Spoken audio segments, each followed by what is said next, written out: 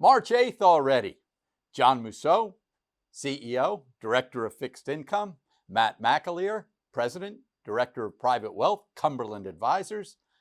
Almost got the feeling that this week was a spot, John, just to take a breath, to reset a little bit. Yeah, not a lot of movement around, In bond land, yields are down 10 basis points. 10-year went from a 418 to a 408, a grind down. Munis the same way, a grind down. Good muni flows this week. It's almost like you've taken a step forward from all the volatility that we saw, and it's just got a feel of normalcy to it. Yields are okay. They're high. Gets inflows into the bond funds. Good demand for deals.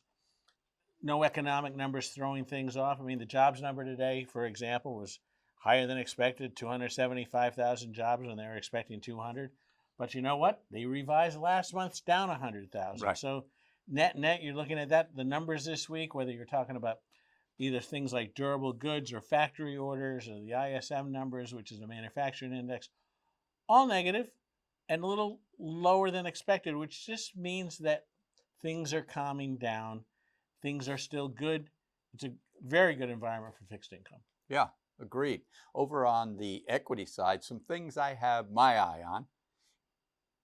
I'll say quietly, although people are noticing, the last 30 days, let's forget about size. We've been talking about small caps and mid caps showing a little bit of performance, showing a little bit of bid recently. How about sectors? I was surprised when I took a peek today, John. Last 30 days, strongest sectors, materials, industrials, and real estate.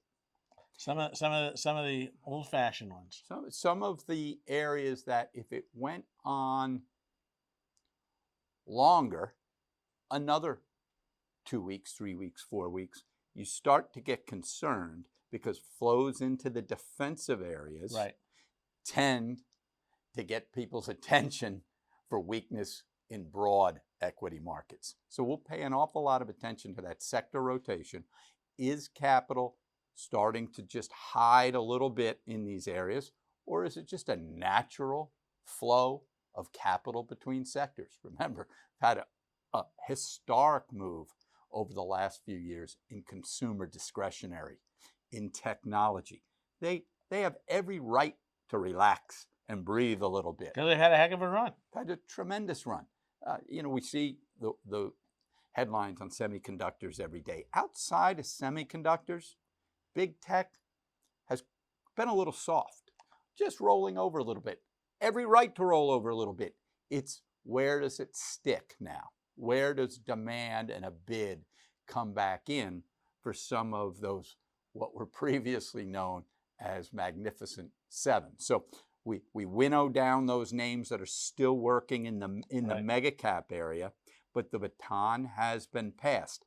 I know people like to go strictly on past performance and say, yeah, but small caps are only up 3.5% this year.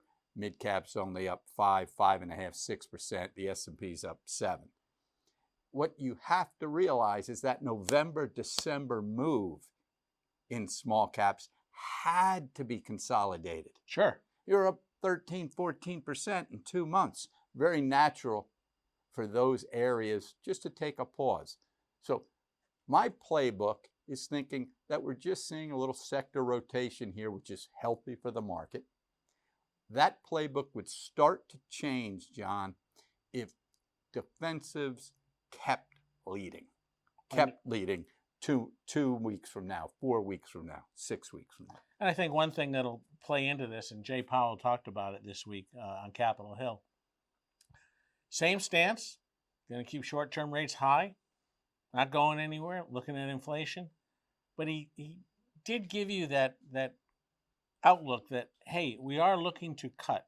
We don't know the time yet, but it is in their playbook to do that. It's just a question of when. And the fact that is a lot less hawkish a statement than we were getting in the middle of last year. Right. That does appear to be in the rearview mirror. We mentioned last week, timing on cuts, not really that important to us right here. much more important is the fact that we feel, and we're trading off the fact that the high in rates is in. The high rates is in, and I think what you look back on it, and certainly for the bond market since later in the fall and in the equity markets, is those high short-term rates are not hurting a lot. Right, right. Well, great. Thank you for joining us. It's going to be a beautiful weekend here in Southwest Florida. I hope you enjoy your weekend. We'll see you next Friday.